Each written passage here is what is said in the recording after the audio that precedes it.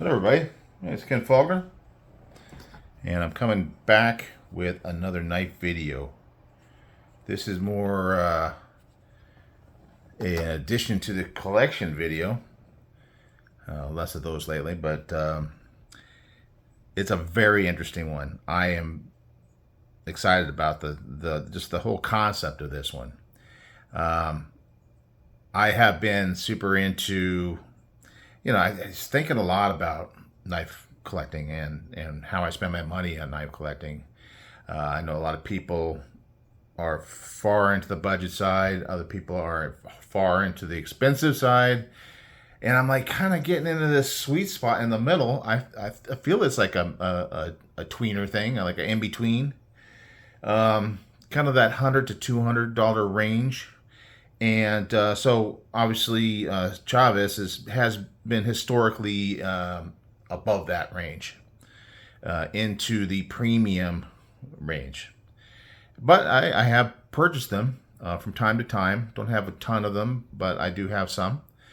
And I really enjoy the design. They have their own soul, their own personality, their own just presence.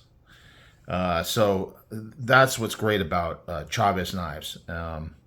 But recently, and it's not super recently, it's been a while, and I've been wanting to get one of these for a while. The Blue Label. I've had it on my list. I typed it into my spreadsheet. I said I want to get a Blue Label, and I just haven't done it. So now I have, and it's very, very cool. So let's get into it. Obviously, red, blue, and not really a battle so much. It's just a. Let's take a look. Okay, so a while ago, I picked up this guy here, and this is the Redinzion 229 with the kickstop, and it is awesome. Prior to that, I only had a street version of the Redinzion, and I've always felt it's kind of small, and I always wanted to know what it was like to have one of the full-size ones. But we're talking like around $400 for this thing. So that's getting even up there. I mean, that's more of the less often, the area I go into less often than others. But I have definitely done that. I'm going to be getting through my whole collection coming up, and you'll see where I stand with the things. But you'll see that I have a lot of stuff that's budget. A lot of stuff in the middle, and a few of them up in the top range. But I got this blue box with this guy. Okay, so this is a Redinzion 229 Blue Label. And obviously I've switched out, that's an interesting point, is that I switched out the clip, because these come with the regular clip instead of the skull clip attached. It's interesting, very interesting. So here we go, we got two. I really kind of tried to deep dive as best I can. I'm not really great about all the little details, but I tried to find out the differences as much as I can, because I was curious of a knife here that's $180 and here that's $410. At least that's what I got on my spreadsheet. So basically half the price. And they're both the same model number, model name. However, this one is that Blue Label. And I think it's just an interesting thing that's happening lately in the knife world. And I think it's great. I'm really excited about it. I still like my premium knives, but I am really excited about the fact that there's some more budget stuff coming out. So when I got it, I didn't know really what the differences were. I didn't know. I had to find out. I had to get it to find out. I could read something, but for me, there's something called empirical data. So if you're kind of into like testing or anything like that, you kind of know what that means. It's more of a practical application, taking records of actual use of something, rather than the reported or what everybody's assuming based on the differences. making assumptions rather than actual practical data. Okay, so I engineer, geeky. Anyhow, so I am more of that empirical type guy. I like, when it comes to steels, and I talk about steels all the time. We might as well talk about it here. That's one of the first obvious differences between these two knives. This one has M390. M390 used to be the hot chick in the room. Used to be. I remember when it was the, basically kind of the cream of the crop sort of thing. And this one is an LMAX, and LMAX is a great steel. And so I Googled it. I can't tell from empirical data. I'm not real hardcore on the sharpening. I'm not doing hardcore use with my knives. I'm not doing the edge testing where I'm cutting through 100 pieces of cardboard and seeing how it ends up at the end. I love to see that stuff. I love it when other people do it. I just don't do it. But yeah, M390, and people kind of like, some people have kind of poo-pooed over M390. They kind of like said it's really not as hot as everybody makes it out to be. LMAX is good, as is pretty well appreciated in the community. What I read is that the edge retention is better with M390, and the toughness is better with the LMAX. So those are those two little balancing act things. There's also the stainlessness, but look at these guys. They're both coated blades. So I don't think the stainlessness thing is really going to come into play. As far as I understand, LMAX has good stainlessness. It doesn't have as much chromium as M390, which is that stainless factor thing that gets thrown in to steels to make sure you don't get that corrosion. But I don't think it's really the biggest thing here, but it's going to be toughness and edge retention. And another thing is sharpenability. That could be a thing for some people. I think high-end sharpeners who really know how to do it, have the good stones and all that, don't worry about it as much. But somebody like myself, who's not like a hardcore sharpener, and I do the best I can. I enjoy it. I do want to get better at it, but LMAX is supposed to be easier to sharpen. So there you go. We got that out of the way. I don't see a huge difference between the two personally. I do see that the blade is a little bit longer, and I thought that was quite interesting because the handles look basically identical. When I kind of stack them up on each other, as far as the length is concerned, it looks pretty much identical.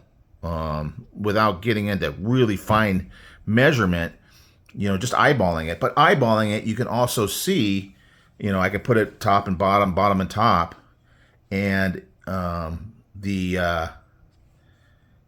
the more expensive one, the red label, is slightly longer.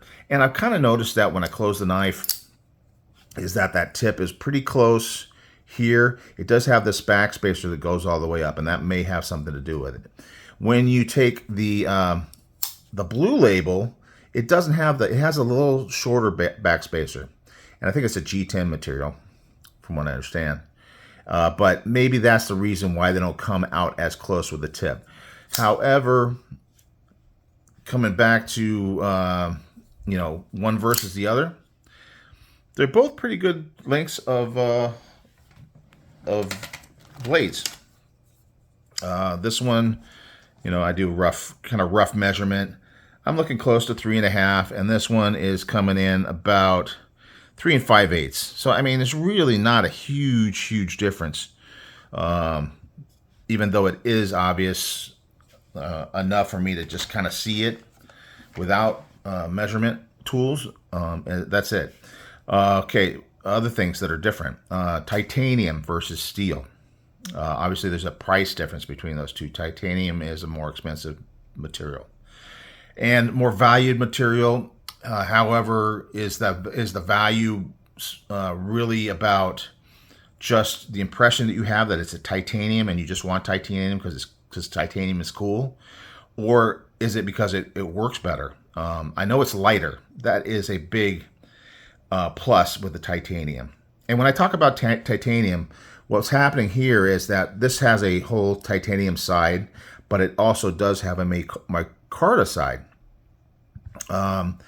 Titanium frame lock. This one is a liner lock. Okay, then that's another big thing. And that may be one of the bigger things, but titanium might be important to people. Clips, titanium, steel. All blacked out. Look-wise, you really can't tell the difference. Maybe you can get a satin version and you might tell the difference more so.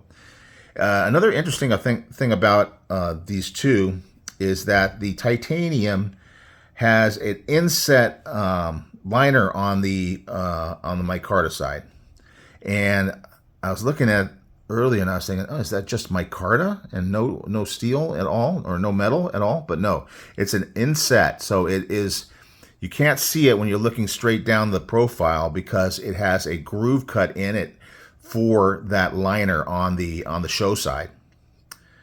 So it is there, but I did go check the magnet. Now the screws are steel on this one, on the red label, but the liner is titanium, and the clip is titanium. Now the clips look identical. I thought maybe one would be different than the other, but I can't see any difference in the size of them. They look identical. Maybe a slight difference in the finish on it, but they're both black. I mean, it really doesn't make that much difference. Sharpening choil is interesting. I don't know if this is just something that they found over time. This sharpening choil is it's not really a sharpening choil per se. I mean, the blade edge does end before the ricasso, but just barely, and there's not a lot of room there. So smiling could happen, things that a lot of people are concerned with. Some people prefer this because you're not going to get any material caught in this area as much as you would with this guy here, which does have more distance from the ricasso to the blade. So the plunge, where the plunge is, I guess this the plunge is really what you're talking about. So where the plunge gets to the normal thickness of the knife here is back here. And before you get worried about it, because I know a lot of people have been worrying about it, there is this up and down thing. So the stop pin is actually landing. You can see when I move it how there's a piece right here. The stop pin is landing on the other side of the choil, so it's not even landing in this area. So that's not a concern. And it does have kind of little recessed cupped areas for the stop pin on both sides. And this one is the same way. It's exactly the same thing. Now this one does have the kick stop, and we'll talk about that a little bit. I did get the kick stop because I thought it was cool. I wanted to have one in the collection, and that happens a lot. I'm not necessarily big on flipper tab as the only deployment option. I'm not sure why. Maybe because it was advertising so much the kick stop that they didn't put thumb studs on here, because it seems like you have room for it. No thumb studs, but the kick stop is cool. If you don't know about it, it's here. It works like a regular back flipper, but when you go past this point, you see there's this point right here where it drops. When I go here, and then it stops, and it's stuck right in that spot. And as you go around, it doesn't come out on this side. So there's two separate pieces. That back flipper doesn't go all the way around. It only comes out when the blade is closed. Very cool concept. It works really well. There's nothing wrong with it at all. I mean, it works great, but it is a flipper tab, and it is the only means for deployment. Now on this one, these are both Redencion 229 blades. It's just one's blue label and one's red label. This one does have thumb studs, and it works great with the middle finger and the thumb. And it does have a liner lock, but it's not a super thin one, which sometimes they get really super thin, and I'm not a fan of it. I've never had one fail on me per se, but I do like one that's a little bit more substantial, and this one is. And it has great lockup, and also the The detent is awesome. The detent is really, really good. It feels great. I really like this knife. So this one here also has a back flipper, so they're going to change the detent somewhat rather than a middle finger flick. This one has no flipper. This one does. So they will adjust that. They'll tune it to match, but they did an excellent job. Another thing important to know is that both of these are OEM'd by Riot. They're both Riot. I had my doubts. I thought maybe they were going someplace else. But another thing cool about Riot right now, if you know, they've actually been putting out some lower cost options as well under their brand name. So Riot has knives, and they do a ton of OEM work. They are premium OEM, and their quality has not gone down at all. And they've just kind of changed up the materials, but they've come out with some really, really nice. I got a PE XT or something like that. That's really awesome from them. So I'm enjoying those budget versions that they're coming out with. And then you look at companies like Concept with their Tenable line. Obviously, Civivi has been that way for a long time, but they're Civivi and We, even though there are some that are made by both, they're really kind of have a different character to them. But Civivi and Syncut, on the other hand, are kind of similar. And Syncut really comes down, deep into that great budget area, where Civivi is kind of in between. All of them are good quality, but then when you get into We, you definitely see a kind of big jump on that one, in my opinion. There's other companies like that too, but this is Chaves doing the similar thing. One thing I was kind of surprised at is, for one thing, we talked about the fact that this has inset liners on the micarta side. Now this is micarta on both sides, but there's a full liner on both sides. Full liner. Obviously, one side has the liner lock in it, but the other side is a full-size steel liner, and it has, because of that, it is bolting through the micarta, which is actually more grippy. This one's a little slippier. They both have grip. This one's a little slippier. This one's got a little bit more texture to it. This is actually my preferred micarta texture, to be very honest about it. My opinion, obviously. But another thing is that these screws kind of stick up a little bit. I noticed it because I was feeling it specifically, but otherwise I don't really notice it. It's not like it's a hot spot. Even the clip, these things are great. They don't really cause a hot spot, but I don't feel these. I mean, if I rub here, and you know how on certain things, especially like slip joints, you want to check the pins and make sure they're not proud, but these are proud. They stick out, but they don't feel bad. In fact, they may even add a little grippiness to it. There's only the one here exposed on this side. Of course, you got the two clip screws, and then of course the pivot. And the pivot seems to be basically the same. They both have, I think they're both spinning. I don't think they're captured because they both have a Torx bit. They're all T8s all the way through. But anyway, what happens is if you take it out, I watched a video earlier today of somebody looking at this knife, and then you take this off and it comes all the way off. And I've also heard, and I haven't checked it out yet, that they're coming up with some aftermarket scales. And really, in order to change out the scales, you take these screws off, you leave the pivot on, and you can pull this off. It's one of those kind of knives where you can take the screws off. You'd have to take off the clip and this screw, and you take it off, and this pivot is still attached to the full liner. So if you wanted to have different scales and even wanted to swap them out on a regular basis, it would be much easier because you're not messing with the pivot at all. It's still all together in the backspacer area and everything. So that's kind of a cool thing. And yeah, that could bug some people. So I want to make that known, but it doesn't bother me. So it's not a big factor. I'm going to grab some measurement tools. Hang on a minute. Okay, I'm back. Yeah, this is going to be a little bit longer one. I'm just really excited about this video. I really am excited to really kind of deep dive this as much as I can, because I am really feeling like this this $180 version is a great deal. It's a great deal because there's not a lot of things. Obviously, there are some things, but not a lot of things that make the value that much more getting the expensive one. So let's and then you can take what I'm saying because I'm trying to be as clear as I can about it. Take what I'm saying and make your own decisions. If you like the titanium, if you like the kick stop, any of that stuff. So let's get the weight.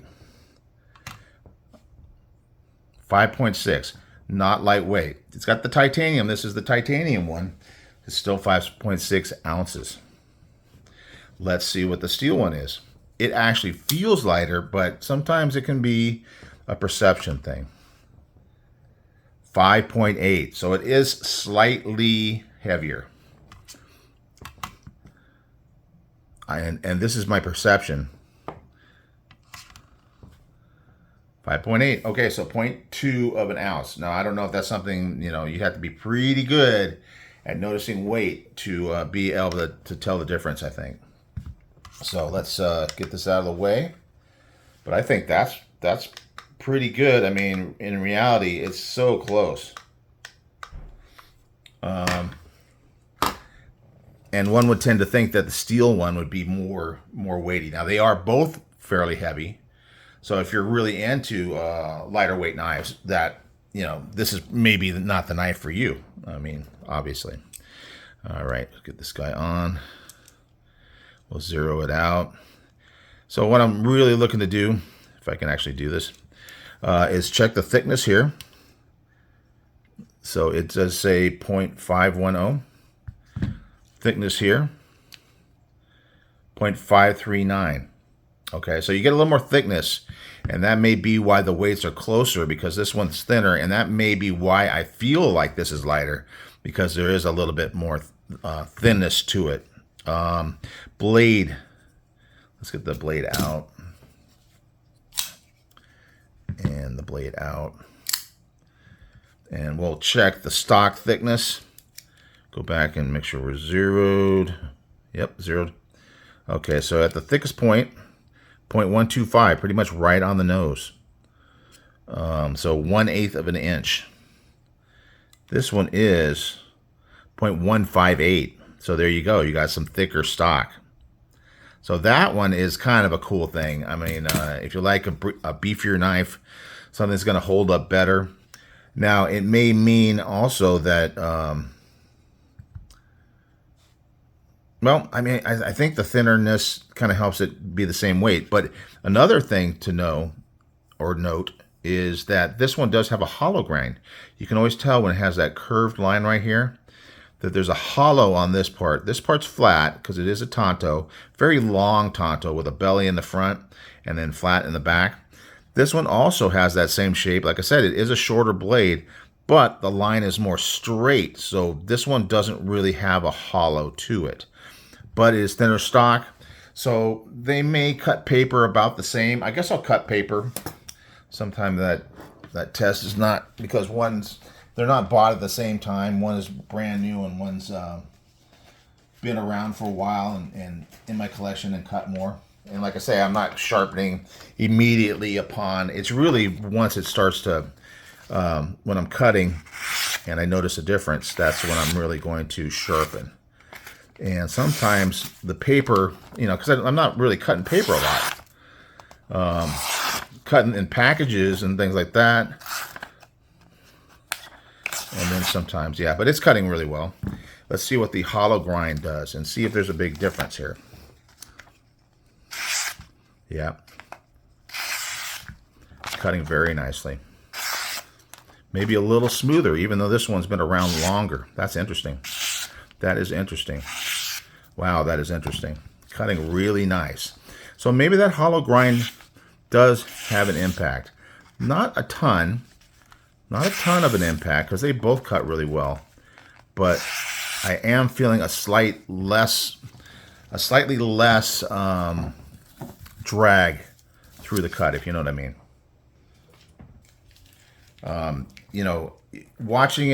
Watching me do it you can tell sort of. Listening to it, you can kind of tell. But I think feeling it is really where you notice the difference. So that's interesting. Especially since, like I said, this one's been around longer. It's cut a lot more in my possession. The other one is pretty new. I just got it 2 days ago. I carried it today so I could really think about it and look at it. I wanted to give a fair comparison. But okay, is there anything else that I can think of that I need to discuss? I don't think so, except for the price. We already said $410 and $180. According to my spreadsheet, obviously you can get different deals on things. I think I got this one on sale, and the reason why I actually bought it. But this more of the listed price. So we're talking about $230 difference. And if you think about $230, especially when you're in that sweet spot that I'm loving right now, between 100 and 200, that's another knife. And for me, that does make a difference. I'm not that budget guy. I do like a really nice budget, especially the ones that stand out as far as quality in that range. I'm thinking about maybe picking up something like that in the near future, as I'm trying to save for Blade Show, because there's a couple of good ones out there that I really want to check out for myself. But yeah, I mean, that's a big difference. So, think about it yourself. Make your own decisions. Look at other videos. Do research. Decide for yourself. I don't want to decide for you, but I just want to give you as much information as I personally could give you to compare these two knives. Both Redintion 229. One is the red label, Altamar, I think is what they're calling it, and the one is the blue label. And I believe I kind of covered all the bases. So that's it, guys. That's it. A nice long video. Definitely enough talking because it's almost 30 minutes. Thanks for watching. If you watched it, I hope you guys enjoy this as much as I do, because I really enjoy this one, and I enjoy the brand battles and stuff like that. And I love to hear when you like it, but even if you don't like it, let me know, because it's good information for me to have. I'm trying to give you information. Give me information as well. I don't mind. You don't have to always, I'm not a yes man. I want to know real stuff. So just let me know. I was going to go ahead and show a couple other Chaves just to kill more time. This is this X-Lock Redintion, $80. Really awesome. I don't know how available. I was going to look it up. I didn't look it up. But man, if you can get a hold of this guy for $80, even if you're normally like a $20, $30 guy and you just want to splurge, man, this is so worth it. It is a crossbar, but it's really good quality. Scapegoat. Love this knife. I mean, I do have a little bit of a collection here. Definitely got more of a finger choice on that one. I love the blade shape on that one. A little different. And then I got this. This is my original one. The first one I got was the Redintion Street. And it is a little bit smaller, but it's still a very cool knife. So that's all my Chaves. And you'll see these later on when I go through the whole collection. All right, guys. That's enough. Sorry. Dragged it out. Thanks for watching, and I will see you on the next one. Bye.